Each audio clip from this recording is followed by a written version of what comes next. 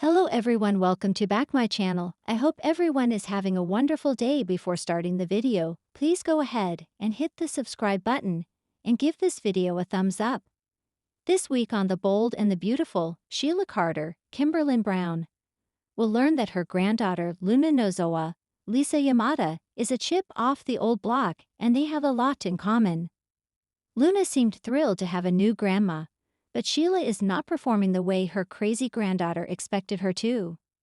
Luna Nozowa thought they would be partners in crime, but Sheila Carter, Kimberlyn Brown, could turn on her. Here's what's coming up next on B&B. Spoilers ahead. Luna shocked Grandma Sheila when she revealed she was planning to take Steffi Forrester, Jacqueline Missins Wood, out for good this time. And Luna even asked her for help. It wasn't that long ago that Sheila was gunning for Steffi, but the villainess isn't interested in coming out of retirement. The Bold and the Beautiful spoilers say Sheila Carter could be blindsided by her serial killer granddaughter. Luna is a cold-blooded killer, but she's also very smart and manipulative. Don't forget she framed her own mother, Poppy Nozowa, Romy Parks, for her crimes, and Luna even let her sit behind bars for murders she committed. Will Sheila Carter suffer the same fate? If Luna does go on a killing spree, her grandma would be the perfect patsy for Steffi's murder. The last time bodies started popping up at El Giardino, Sheila was at the top of the suspect list and was even brought in for questioning. If Steffi Forrester turns up missing or even dead, it would be easy for Luna to frame her grandma for the crime. The Bold and the Beautiful viewers know that Luna doesn't have a loyal bone in her body. If she let her own mother sit in prison, she would definitely let the grandmother she just met go down for a crime that she committed. The sun rose over Los Angeles, painting the Forrester mansion in warm gold light as the city began to hum with life. But inside the mansion, there was anything but peace. A storm was brewing, one that would pit family against family, love against loyalty, and secrets against salvation. Chapter 1. Sheila's World Shattered. Sheila Carter had always been one step ahead, manipulating the lives of those around her like chess pieces on a board. But even the queen can be cornered, and on this morning, Sheila's smug confidence began to crack. Sitting in her hotel room, she read a cryptic message on her phone. The past comes knocking, and even queens can't escape. What the hell does that mean? She muttered, her brow furrowing. Was this another threat? Another warning from one of her enemies?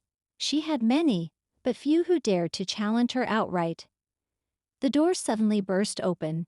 Deacon Sharp stood there, his face etched with worry. "Sheila, we have a problem," he said, his voice grave. "More problems?" she asked, trying to sound amused. "That's practically my morning coffee." But Deacon didn't smile. "It's about Luna. She's been seen meeting with Poppy in secret.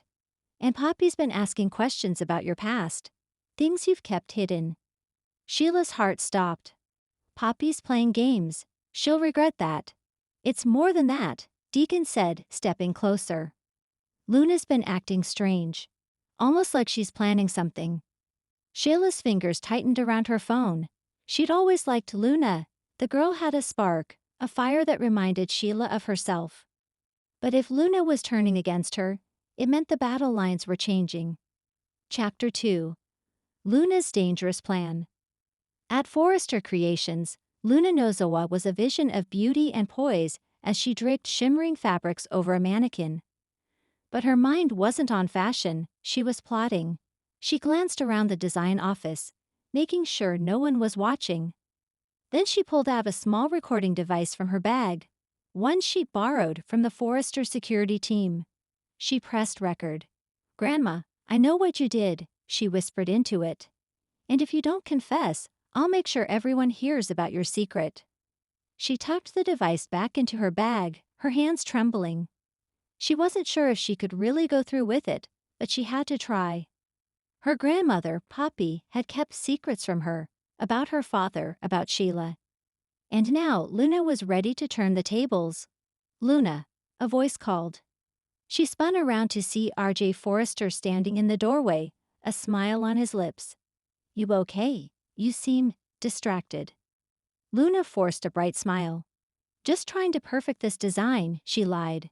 She couldn't tell RJ the truth, not yet. Chapter 3. Steffi's Suspicion. Meanwhile, Steffi Forrester was sipping coffee in the executive office, reviewing sales numbers on her tablet. But her mind was elsewhere. She'd overheard Luna and Poppy whispering the other day, and something about it didn't sit right. She pulled out her phone and called Finn. "Hey," she said when he answered. "I think Luna's hiding something, and it might involve Sheila." Finn was silent for a moment. Sheila's always been a wild card. But Luna, she's sweet, innocent. Steffi sighed. "No one's innocent in this family, Finn. And if Luna's plotting something, we need to know what." "I'll talk to her," Finn promised. "But be careful. Sheila's still out there, and she's not the type to forgive betrayal." Chapter 4. Confrontation at Il Giardino. That afternoon, Luna and Poppy met in a secluded booth at Il Giardino. The restaurant was bustling, but they kept their voices low. "Luna, what are you doing?" Poppy asked, her eyes wide with fear. "You're playing a dangerous game." Luna's jaw tightened. "I'm done with your lies, Grandma. I know there's more to Sheila than you're telling me. And if you won't come clean, I'll make sure you're exposed." Poppy reached across the table, her hand trembling. "Please, Luna. Sheila is dangerous. If she finds out you're digging into her past, she'll come after you." Luna pulled back, her eyes cold. "Let her try. I'm not afraid of her, and I'm not afraid of you."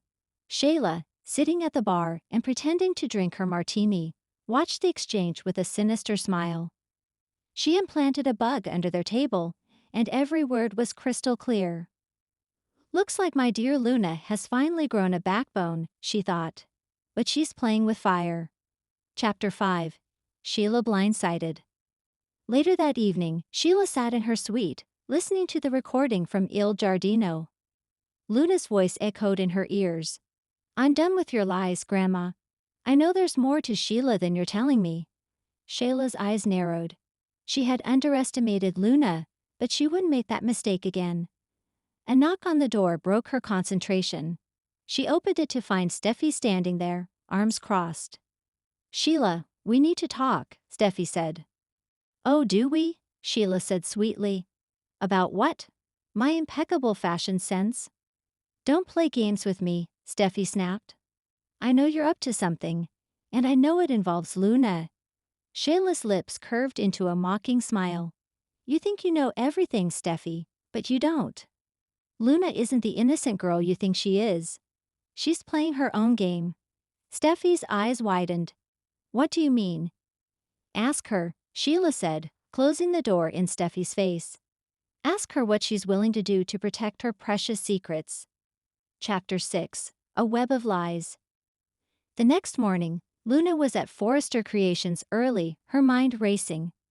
She had to find a way to protect herself. Sheila was onto her, and Poppy was crumbling under the pressure. She pulled out her phone and began crafting a message to Steffi.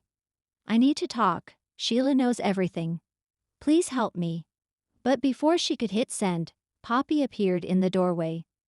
"Luna, stop this," she begged. "Sheila will destroy us both if you keep pushing." Luna's eyes flashed. "No, Grandma. Sheila has controlled us for too long. It's time someone stood up to her." Poppy shook her head. "You don't understand. There's more at stake than you know. If you expose Sheila, she'll turn on you, and I won't be able to protect you." "I don't need your protection," Luna said coldly. "I'm done living in fear." Chapter 7. The Frame-Up. Desperation made people do dangerous things, and Luna was desperate. That afternoon, she slipped into Sheila's suite while Sheila was out. She carefully planted the recording device in Sheila's dresser, making it look like Sheila had been gathering dirt on Poppy and Luna for weeks. When she was done, she slipped out and called Steffi. "Meet me at the mansion," she said.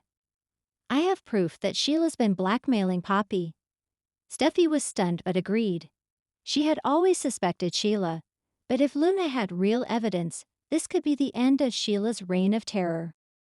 Chapter 8. Confrontation at the Mansion. That night, Steffi, Finn, and Luna gathered in the Forrester living room. Luna handed Steffi the recording device. "Listen to this," she said. Steffi pressed play, and Sheila's voice filled the room. "If Poppy doesn't cooperate, I'll make sure everyone knows what she did. And Luna will suffer the consequences." Finn's jaw tightened. She's blackmailing them. Steffi's eyes were wide. "We have to show this to Ridge." "To the police." Luna nodded, her expression solemn. "I'm done living in the shadows. It's time to end this." But as they planned their next move, none of them realized that Sheila had been listening.